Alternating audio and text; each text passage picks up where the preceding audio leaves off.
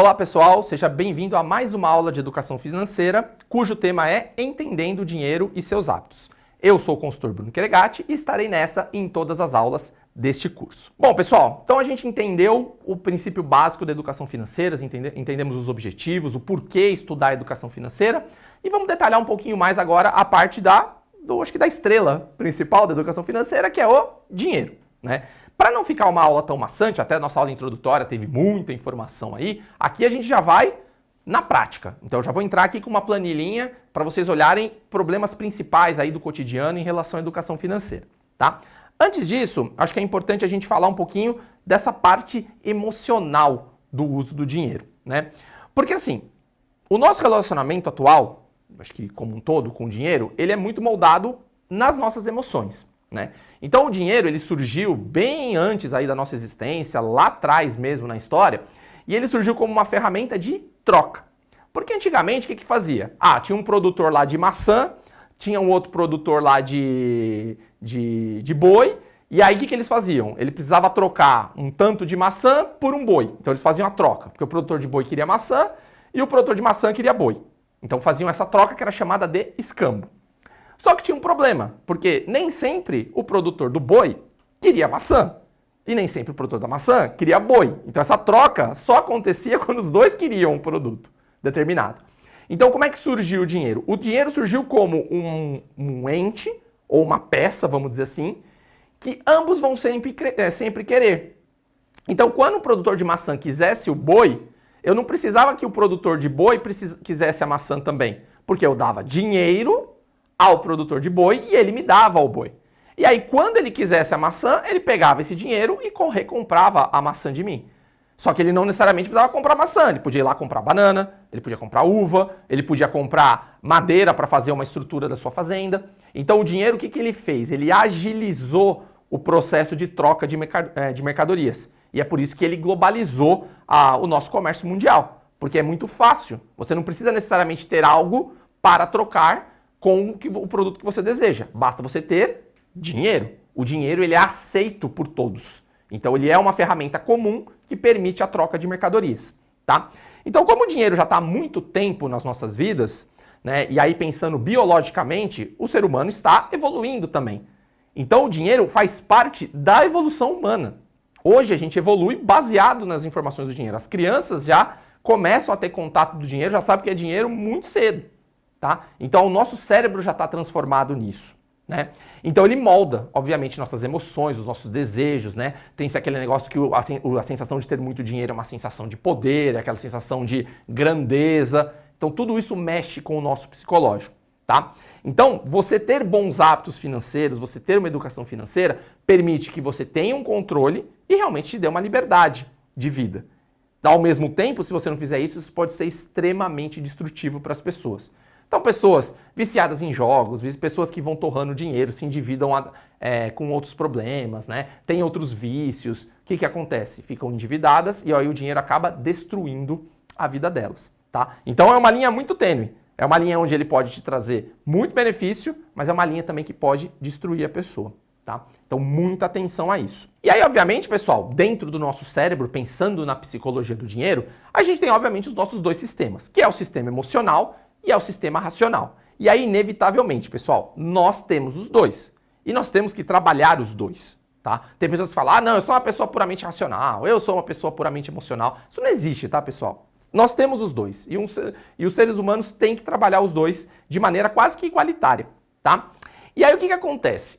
O sistema emocional já tem meio que enraizado na gente que o dinheiro nos traz prazer, nos traz o desejo, né? Então a gente quer ter aquele produto, ou a gente deseja ter um carro novo, ou uma roupa nova, ou aquela viagem dos sonhos, e aí você fica instigado a usar o dinheiro como essa ferramenta de troca, né?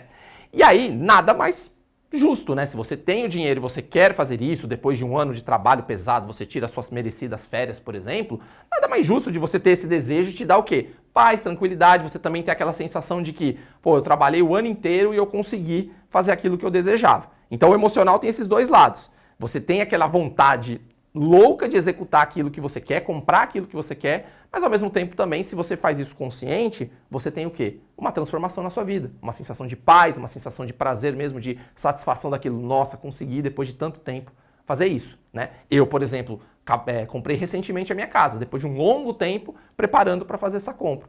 Então foi consciente e depois eu falei, pô, realizei o sonho de ter a minha casa própria, tá certo? E aí, junto com isso, quem é que traz esse controle junto com o emocional, né? É o racional.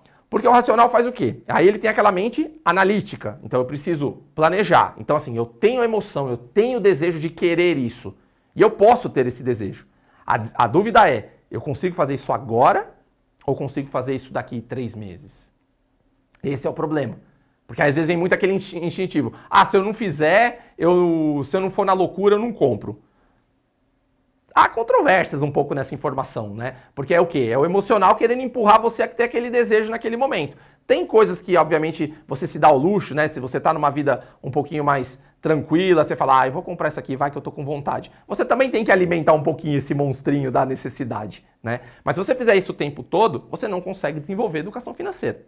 Tá? Então aqui, pessoal, é um negócio 50-50. Então não vem falar que a educação financeira é 80 emocional, 80 racional. Não, se você for extremamente racional também, você acaba ficando uma pessoa amargurada, você não consegue fazer nada, porque você fala, pô, eu tô guardando dinheiro e eu não consigo fazer nada com ele.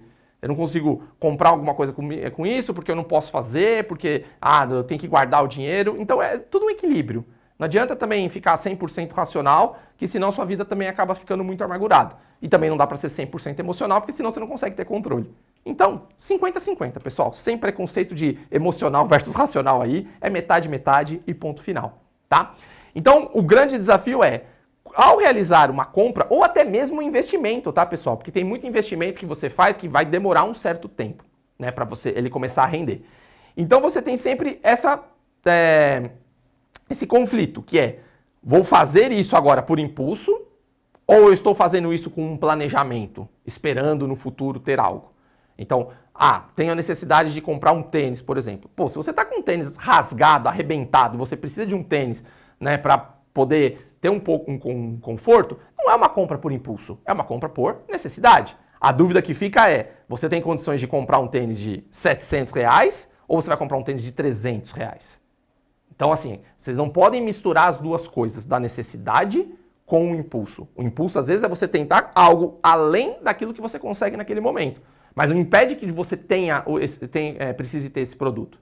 Tá? Então, é isso que a gente vai trabalhar nessa questão de emocional versus racional. Tá? Então, foram alguns exemplos aqui só para vocês verem que a gente tem que trabalhar nossa mente, a gente tem que estar consciente para fazer isso. E aqui não vai aparecer um consultor mão de vaca que vai falar para vocês nunca comprarem nada e também não vai aparecer um consultor 100% emotivo que temos que viver, carpe diem, não sei o quê. Não, é meio a meio e tá tudo certo. Beleza? Legal, pessoal. Da onde que vem então essa parte das emoções, né? Então a gente citou alguns exemplos, mas quais são os sentimentos que as pessoas sentem às vezes para fazer alguma compra, né? E dar aquele passo no impulso, né? Eu acho que assim, tá medo, ansiedade, culpa e vergonha, eu vou colocar medo e vergonha juntos, né? Muitas coisas que a gente fala, você vê que eu comentei com vocês a questão da educação financeira ser uma ascensão social. Então, às vezes você está num grupo de amigos, você está indo numa festa, então tem sempre aquela necessidade de você estar mais ou menos igual a todo mundo, né? Então, roupa, vestuário, ou meio de transporte que você está indo, isso você tem uma certa influência da sociedade. Então, às vezes você tem medo e vergonha de não ser aceito por você não ter determinada coisa. E aí vem aquela parte ruim do dinheiro, que às vezes existe essa questão do preconceito de quem tem mais e menos dinheiro, né? O que, na verdade, é uma coisa da evolução humana, a gente precisa conscientizar isso às pessoas, né? Então acaba surgindo aquele negócio, pô, todo mundo tem aquele tênis legal, pô, eu vou ter também, só que será que dá para comprar naquele momento aquele tênis? Será que você não vai entrar numa dívida que pode afetar todo o seu planejamento? Mas você fala, pô, mas todo mundo tem, se eu chegar com outro, eu não vou me sentir bem, vou receber preconceito e tal. Então esse medo, essa vergonha acaba gerando essa impulsividade de, putz, eu preciso fazer, né? Outro exemplo é a própria ansiedade, né? Nós somos pessoas naturalmente ansiosas, né? É o mal do século XXI. Então a ansiedade fica instigando, né?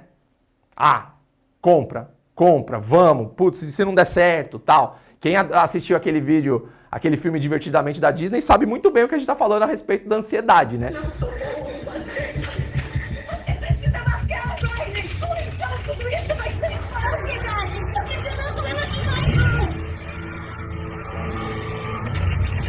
Ansiedade é aquele que fica, né, impulsivo, tal. E não acontece só com adolescente não, viu? Muito adulto já tem esse problema de ansiedade muito cedo. Qualquer pessoa tem, eu tenho um pouco, todo mundo tem. Que é aquele negócio de, ai, será que vai dar certo, tal. Tudo isso acaba instigando você o quê? A tomar uma decisão não planejada, tá? E, obviamente, a culpa. A culpa também, o dinheiro, ele é muito usado também como ferramenta compensatória, né? Então, às vezes, muito na educação de crianças, né? Às vezes você dá uma bronca no seu filho ou na sua filha, ele fica triste, aí você fica com um peso na consciência de que deu a bronca, vai lá dar um presente como forma compensatória, né? Ou seja, você se sentiu culpado e tentou compensar com isso. Ou em relacionamentos, às vezes dá alguma briga, tal, vai lá, alguém leva flor, leva um chocolate, né? Para quê? Usou a culpa para fazer um gasto, né? Aí você tem que avaliar se o problema foi a besteira que você fez e você está usando dinheiro para remediar uma besteira, quando na verdade uma conversa ou a necessidade de ter feito aquela discussão já era suficiente para resolver o problema. Então são assuntos bem provocativos que eu estou falando aqui, que é para vocês refletirem na cabeça de vocês de como vocês estão usando o dinheiro na vida de vocês, tá? Obviamente a influência da cultura, ela pesa muito, tá? Por quê? Porque principalmente no Brasil, né, a gente tem uma cultura muito de vamos fazer uma comprinha ali, vamos vender um negocinho ali. A cultura dos Estados Unidos também, né, a cultura norte-americana tem muito isso também de consumo, consumo, consumo. Então a gente fica naquela, né, aquela ânsia de, putz, eu não comprei nada hoje, tem alguma coisa que eu preciso comprar? Né? Então você fica com essa vontade louca de querer gastar o seu dinheiro, tá? E aí o que acontece? Você vai gerando hábitos na cabeça de vocês. Então se você vai gerando uma rotina que sempre você vai gastar isso, sempre você vai fazer aquilo, o que acontece com o seu cérebro? Ele vai automatizando. Então ele cria o que a gente chama de trilha. E aí você começa a fazer isso no automático. Então já não é uma coisa que você precisa até nem pensar. O cérebro fala, não, ele ou ela vão fazer isso. Aí vai lá, faz. Ah, tem que fazer uma compra de tal coisa. Vai lá, compra. Ah, não sei o que aconteceu daqui 2 meses, eu preciso comprar um tênis. Vai lá, 2 meses, compra o tênis. Você não precisa às vezes nem lembrar. Dá os 2 meses, a cabeça já está condicionada, você vai lá e compra. Então vocês têm que tomar muito cuidado para ver as trilhas que vocês já têm desenvolvidas na cabeça de vocês e procurar eliminá-las. Na verdade, trilhas maléficas, né? E no caso da educação financeira, você vai gerar o quê? Uma trilha positiva. A partir do momento que você estiver acostumado com as coisas da educação financeira, com a disciplina financeira, você também vai começar a fazer isso no automático. Então o que a gente tem que fazer é uma reeducação das suas trilhas. É a parte mais difícil, muito mais do que fazer conta na planilha. É controlar as emoções e a cabeça de vocês. Certo? Bom, falei demais, né? Vamos começar a fazer um pouquinho de conta aí, que eu acho que é o interessante que vocês querem saber aí, como que a gente pode planejar financeiramente, tá? Então, primeira coisa, pessoal, eu acho que a primeira verdade absoluta que a gente vai ter que ter, e é a primeira lição que eu vou mostrar nessa planilha, é que não tem jeito, pessoal. Você tem que gastar menos do que você ganha, tá? Tem gente que fala, dou um passinho ali, outro ali. Não, é a primeira coisa que vocês têm que cortar. Não é começar a investir, não é começar a poupar, tentar, né, mexer um monte de coisa dos seus hábitos, não. A primeira pergunta que vocês têm que responder, e vocês têm que sempre ficar se perguntando em relação a isso é, o que eu ganho é mais do que eu estou gastando ou investindo, né? Porque o investimento vai entrar aqui no quanto que você vai tirar da sua renda. Estou gastando mais? Vou ter que rever aqui. Ou eu vou ter que reduzir o gasto, ou eu vou ter que aumentar a renda, tá? Enquanto a gente não resolver isso, não adianta nada ir para informações mais profundas. Essa é a verdade fundamental. Se eu não gasto menos do que eu ganho, não adianta nada, tá? Então você vai ter que fazer o quê? Listar primeiro todas as suas fontes de renda. É meio estranho colocar aqui no plural, porque geralmente as pessoas têm uma única fonte, que é o salário que ganha no trabalho, né? Mas às vezes, sei lá, você tem alguma coisinha que você vende à parte aí, você tem alguma lojinha na internet que vende alguma outra coisa também, né? Então, às vezes tem um aluguelzinho lá que você herdou dos seus pais, aí você divide com seus irmãos. Então, assim, eu tô colocando no plural, mas eu imagino que a maior parte das pessoas tem uma única fonte de renda. E aí é uma lição importante. Uma coisa que o próprio Pai Rico, Pai Pobre, que é o livro que a gente recomendou na aula introdutória, faz. Ele tem mais de uma fonte de renda. Então aqui também já planta uma sementinha na cabeça de vocês. Eu sei que a maioria do pessoal usa isso aqui no singular, fonte de renda. Mas uma coisa importante também é se você transformar isso no plural, tá? Item 2, identificar despesas fixas e variáveis. Então a gente viu o quanto ganha, agora a gente precisa ver o quanto gasta. Quanto são gastos que você efetivamente vai ter que gastar todo mês, principalmente. Geralmente a gente faz a conta mensal, né? Então, se tem aluguel, se tem supermercado, se você tem um carro, se você tem uma prestação, né? Como são os seus hábitos ali, que são coisas fixas. Pagar o celular para poder ter ligação e dados de internet, né? Pagar luz e água do local onde você mora, se você divide com alguém, enfim. Tudo isso vai ter que entrar na conta para você responder essa pergunta se os seus gastos são maiores que sua fonte de renda. Então, os passos 1 e 2, não tem o que fugir, tá? Aí vem a comparação. Você vai ver e responder a pergunta. Bom, estou ganhando isso, estou gastando isso. O que eu estou ganhando é maior? Se sim, beleza, posso pensar agora em como trabalhar investimentos, como trabalhar melhorias. Se a resposta for não, eu preciso mexer nos dois primeiro. Eu preciso ou reduzir despesas ou aumentar a receita. Não tenho que fugir, tá? E aí, obviamente, o item 4. Depois que você chegou na conclusão de que sua receita é maior que a sua despesa, aí você estabelece meta para poupar, tá? Porque uma coisa que aparece muito nesses materiais de educação financeira é isso. Vamos partir para os investimentos, você precisa ter sua reserva de emergência, né, tudo mais. Mas a gente tem que resolver o problema zero, pessoal. O problema zero é ganhar mais do que gasta. Depois que você resolver isso, aí dá para seguir em frente toda essa parte de educação financeira que a gente passa para vocês, tá bom? Bom, vamos lá então, vamos trabalhar uma planilha de cálculo só para vocês terem um exemplo de um problema real, que é justamente esse caso, é você ter a vontade de investir, então você vai lá, vai guardar dinheiro, tá? E aí eu vou mostrar para vocês que não vai dar para guardar dinheiro nesse momento. Então a gente vai fazer umas contas aqui, vai ser uma simulação de uma pessoa que mora sozinha, totalmente independente, que ganha 5 salários mínimos, tá bom? Atual cotação aqui agora dos anos aí de 2023, 2024, 2025, mais ou menos a média de como vai ser o salário mínimo, tá? Então, o que a gente vai mostrar na planilha? O que vai ser a ideia dela? A planilha é muito expositiva, a gente vai conseguir ver informações. Então, nela a gente consegue identificar gastos a mais, consegue fazer conta simples de quanto está gastando em cada parte, porcentagens. Então, professor, eu não sou muito bom em matemática, né? Tipo, não gosto muito, tenho um pouco de dificuldade. Uma dica que eu dou é que não dá para trabalhar educação financeira sem entender um pouco de matemática. Então você fala, professor, então eu preciso estudar um pouquinho de matemática? Sim.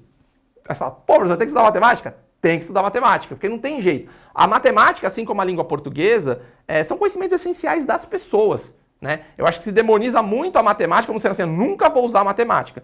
Pode ser que você não use contas complexas de matemática, mas informações básicas de somar, dividir, multiplicar, calcular porcentagem, vocês precisam saber. Porque senão vocês não vão ter hábitos para conseguir controlar direito a sua educação financeira, né? De você trabalhar os seus hábitos financeiros. Sem umas contas básicas, pessoal, não adianta. Então, novamente, a gente tem que trabalhar receita maior que gasto e tem que ter um conhecimento mínimo de matemática. Perceba que são conhecimentos base. Sem eles, pessoal, não adianta nada, tá bom? Então vamos para a planilha, pessoal. Então lá no começo dela, o que a gente tem? Geralmente, acho que é até psicologicamente bom, eu também gosto de fazer isso, a primeira parte são sempre as receitas, né? Então você olha ali, escrito em azul do lado esquerdo, receitas.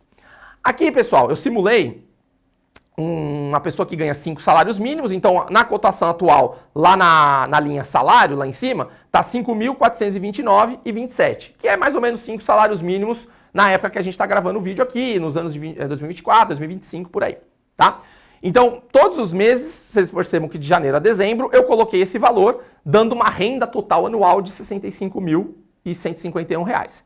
Além disso, pessoal, se vocês olharem nas linhas abaixo, a gente tem alguns destaques em julho e em novembro. Em novembro, pessoal, eu coloquei mais um salário, porque é o quê? O nosso querido 13º. Então, a gente está colocando em novembro. Tem pessoas que acabam recebendo parte em novembro, parte em dezembro. Se você for isso, você divide mais ou menos como que é cada proporção, coloca em novembro e coloca em dezembro. Tranquilo.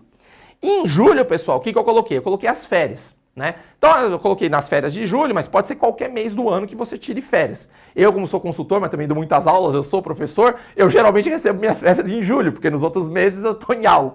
Então, as férias de professor geralmente são pagas em julho. Então, eu coloquei em julho ali só para exemplificar, mas pode ser qualquer mês, tá? Então, eu coloquei o hábito comum dessa pessoa que mora sozinha, tá? E que tem essa renda aí determinada. Então, estruturei a minha receita.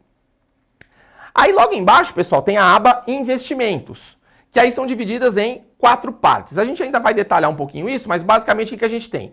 O investimento de emergência, que é aquele para você poupar, para ter um dinheiro de reserva caso apareça alguma necessidade em algum momento da sua vida, sei lá, algum problema de saúde, bate o carro, né, precisa pagar alguma coisa lá, alguma manutenção da sua casa, então a emergência serviria para isso. Educação, se você está pagando algum curso, alguma coisa assim que vai gerar um benefício para você. planos de aposentadoria, previdência privada e tudo mais, e outros projetos vocês podem ter aí que vocês estejam investindo, tá? Nesse momento, o que eu fiz? Eu considerei que essa pessoa vai guardar 10% do seu salário, ou seja, R$ 542,92, para montar a reserva de emergência. Então, na prática, ali você vai guardar R$ 6.500 no ano, que então, por ano, você vai estar guardando mais ou menos um salário na emergência, tá? Existem práticas que permitem que você precise ter mais desse dinheiro, né? Geralmente é legal você ter, sei lá, até 3 meses, 6 meses de salário guardado na emergência. Mas isso tem que ser construído aos poucos, então não tem jeito. Aqui eu estou prevendo uma construção de 10%. Então, R$ 542,92, você recebe o salário, você pega e guarda, tá? Vamos para os gastos agora. Então, gastos aqui. Essa pessoa que eu coloquei é uma pessoa independente, então ela mora sozinha. Então eu coloquei lá, gasto de aluguel, R$ 1.800, tá? Condomínio, R$ 200, que é mais ou menos o custo médio aqui que a gente tem em São Paulo, tá? Claro que tem outros municípios, você pode ter custos mais altos, custos mais baixos, tá? Então estou usando só um exemplo básico aqui, principalmente aqui em São Paulo, que tem muito agora esses condomínios pequenos, de uma pessoa consegue morar, uns estúdios e tal. É mais ou menos a média de aluguel que tem nessas regiões, tá? Então como eu estou usando o exemplo de uma pessoa que mora sozinha, acho que o valor está adequado, tá? Depois disso você tem ali R$ 600 de diarista mensalista, então eu estou prevendo R$ 150 por semana para essa diarista, vindo uma vez por semana para fazer a limpeza da sua residência, tá? E o IPTU, que geralmente ou ele é cobrado com aluguel, né? Então esse 1.800 pode estar cobrado aluguel, aqui eu estou prevendo separado, tá? Média aí de uns R$ 200 por mês de IPTU, pode ser bem menor inclusive, né? Depois disso, educação, eu estou considerando que essa pessoa está fazendo um curso de inglês, tá? Então tá ali, custos de idioma e cursos, então essa pessoa eu estou considerando que ela já é formada, então não tem faculdade, então pessoas que já são independentes ainda estão estudando, o custo entraria ali na parte da faculdade, mas eu estou considerando só um cursinho de inglês ali, então R$ 180 por mês na média. É uma pessoa que se preocupa com a saúde, então se você descer ali na saúde, eu estou colocando academia, tá? Então uns R$ 200 de academia por mês, e antes disso, pessoal, eu estou prevendo que essa pessoa ainda não tem carro, então ela usa transporte público. Tá? Então tem lá o vale transporte do seu serviço, tá? Então toda aquela parte de transporte ali, ó, prestação de carro, seguro de carro e IPVA tá zerada, porque é uma pessoa que não tem carro, tá? Outros eu não deixei nada, né? O interessante seria essa pessoa também ter seguro de vida, caso você tenha dívidas vai aparecer ali nos empréstimos, então eu tô também considerando uma pessoa sem dívida por enquanto, tá? Alimentação, pessoal. Estou prevendo mais ou menos uns R$ 600 por mês de supermercado. Como é uma pessoa que mora sozinha, é algo extremamente factível, porque você pode ter muito gasto de comidas prontas às vezes, não ter tempo de cozinhar toda hora. Então acho que é um gasto aí bem aceitável na média por pessoa, tá? Então mora sozinho, R$ 600 por mês. Aí vou considerar que é uma pessoa que gosta de passear, né? Então tem seus hábitos aí de passeio, que seja num restaurante, seja em bares e tal. Então estou prevendo ali R$ 400 por mês de restaurantes e bares. Então, sei lá, fazer uma baladinha ali, ou vai a cada 15 dias e gasta R$ 200, tal, mais ou menos isso que eu estou prevendo. Outros ali tem a parte de tarifas de banco, né? Inevitável que os nossos bancos ainda são um pouco vilões nessa parte e cobram valores pesados em relação a nós, então até maximizei um pouquinho aí, uns R$ 50 por mês de tarifa bancária, tá? E depois disso, a gente consegue já chegar numa soma ali de R$ 1.630 de despesas que a gente chama de variáveis. Então são coisas que a gente pode talvez trabalhar uma redução, tá? Outros hábitos aí, pessoal. Vamos supor que é uma pessoa que precisa tomar um medicamento, então na saúde ali estou prevendo R$ 100 por mês de custo de medicamento. Às vezes, sei lá, você precisa comprar uma dipirona porque você está com febre, um remédio para dor de cabeça, né, um xarope porque está com tosse. Em farmácia não tem jeito, pessoal. Você tem sempre um custinho ali que você faz. Né? Às vezes, né, pode considerar assim, sei lá, mulheres que às vezes precisam comprar um shampoo mais específico para trabalhar o cabelo e tal. Então qualquer produto que envolva ali perfumaria, farmácia, tudo mais, estou colocando aqui, tá? Aí vem a parte de vestuário. Então geralmente vestuário é algo que as pessoas gastam bastante por mês, né? Porque às vezes está fazendo compra ou, sei lá, precisa trabalhar, precisa ter um terno, né? Precisa ter as mulheres hoje trabalham muito com aquele taillé, usam um blazerzinho. E são coisas que você tem que acabar comprando meio que parcelado. Né? Então eu estou prevendo aí um gasto mais ou menos de R$ 250 por mês de vestuário. É algo alto? É, mas geralmente, pessoal, se você faz uma média no ano, é mais ou menos o que você gasta. Tá? Comprando um tênis novo, comprando alguma coisa nova, isso acaba entrando. Beleza? Cuidados pessoais, eu estou prevendo um corte de cabelo padrão aí, né? R$ 80. Eu sei que tem salões de beleza muito mais caros, né? Para as mulheres acabaria entrando também estética manicure, né? Os homens geralmente é mais cortar a unha, claro que pode ter manicure também. Então eu tô prevendo R$80 aqui, mas obviamente cada pessoa tem isso aqui variável. Tem pessoas que, não, eu quero ir no meu salão religiosamente e tal, vou gastar R$250 por mês. Beleza, então vai lá e vai atualizar R$250 aqui, tá? Então isso é cada um com o seu estilo. Então eu tô trabalhando essa pessoa sozinha mais ou menos nesse hábito, tá? Aí depois no outros ali tem a parte de presentes. Então geralmente eles têm o aniversário de alguém, ou tem aquele café da manhã, né, da empresa, né? Todo mês todo mundo dá um dinheirinho para ter um café da manhã lá comunitário para comemorar os aniversariantes do mês. Esses hábitos meio comuns assim que aparecem na nossa vida cotidiana. Então tô prevendo mais ou menos ali uns R$50 por mês desses gastos aí. E aí que vem a parte legal agora, pessoal. Então vamos supor, juntei tudo, peguei lá, falei, ó, pô, tô investindo agora, então sou uma pessoa que tá organizada, né? Tenho meus gastos aqui controlados, estou investindo, vamos ver quanto deu. Aí você vai ali no saldo final, vamos pegar, pode ser no mês de janeiro, né? Ou em julho, em novembro vai estar positivo, porque é férias e 13º. Nos outros meses você pega e olha, menos R$403,65. Ou seja, qual é a conclusão dessa planilha? Que eu estou gastando mais do que eu ganho. E aí olha o resumo nas 3 linhas acima, ó. Receitas 5.429,27, que é o salário de vocês. Investimentos é o quanto a gente está guardando, aqueles 10% lá que você falou, não, vou guardar, estudei educação financeira, vamos para cima, vamos guardar, tá lá. E os gastos que você tem ao longo do mês, ó, deu R$5.290. Ou seja, você ganha 5.400 e pouco e gasta 5.200 e pouco, 5.300 quase. Qual é a conclusão? Logo de cara, pessoal, a primeira conclusão é, eu não posso guardar R$542. Ou seja, para deixar essa planilha positiva, a primeira coisa que você faz é, como a pergunta ainda não está respondida, eu não estou ganhando mais do que eu gasto, o investimento tem que ser zerado. Ou seja, eu vou zerar ali, janeiro, né? E vou zerar os outros meses. Se eu voltar lá para baixo agora, você vai ver que o nosso saldo agora, todos os meses estão positivos. Tá? Então no final ali, tá dando um saldo positivo de R$8.900, mas por quê? Tem o 13º e as férias, porque eu estou considerando que vocês não estão usando o 13º e férias, né? Que é uma dica que eu dou para vocês. 13º e os 30% de férias, pessoal, isso vocês podem usar para guardar um pouco e usar, por exemplo, uma viagem, né? Para uma diversão sua. Se vocês tentarem trazer isso para o hábito do mês a mês, vocês vão ter que ter muita atenção em relação aos seus gastos. Porque se vocês olharem nos meses comuns, ó, tá dando um saldo positivo só de R$140 praticamente. E se acontecer alguma coisa? Né? E se você precisar fazer um gasto maior? Será que R$130 hoje no nosso dia a dia vai conseguir pagar isso? Infelizmente não, né? Antes R$130 ainda era muito dinheiro. Hoje já nem é tanto. Então aí qual é a segunda conclusão aqui? Beleza, por enquanto eu cortei os investimentos. Mas agora eu vou ter que revisar outras coisas. Será que gastar R$250 de roupa por mês é necessário? Né? Será que na hora da mudança ali do aluguel, será que eu não consigo morar em um lugar que ao invés de R$1.800 de aluguel lá em cima, a gente passe para R$1.500 de aluguel? R$1.300? Mora numa casa e não num condomínio, num prédio para não pagar condomínio? Tenta ver um lugar de aluguel que você já tem o IPTU incluso, ou é uma casa, um local que já é isento de IPTU? Só ali você consegue já fazer uma transformação gigantesca. Tá? Mas é isso que a planilha traz para vocês. Né? Ah, pô, professor, mas eu já estou gastando tão pouquinho de bar e restaurante. Então, mas pelo menos tenta manter esse valor, mas vem em outras coisas. Supermercado, R$600 por mês, será que eu consigo baixar para 500? Né? Será que eu tenho alguma coisa ali que eu consiga fazer para tentar ganhar um dinheirinho e tal? E outras coisas também. A gente vive, infelizmente, num país onde a inflação está sempre pegando no nosso pé. E onde que pega a inflação? A alimentação, principalmente. E aí o que acontece? Esse gasto de supermercado, às vezes, mês a mês, você está vendo ele aumentar. Ou seja, se você não tiver margem no seu salário, pode chegar que depois você está gastando mais do que arrecada na sua renda. Tá? Então, a grande reflexão dessa planilha é isso. A gente conseguiu ter uma visão geral dessa pessoa, eu consegui concluir logo de cara para vocês de que ela gasta mais do que ganha e tirei os investimentos para mostrar que está positivo, mas que precisa fazer revisão em outras partes.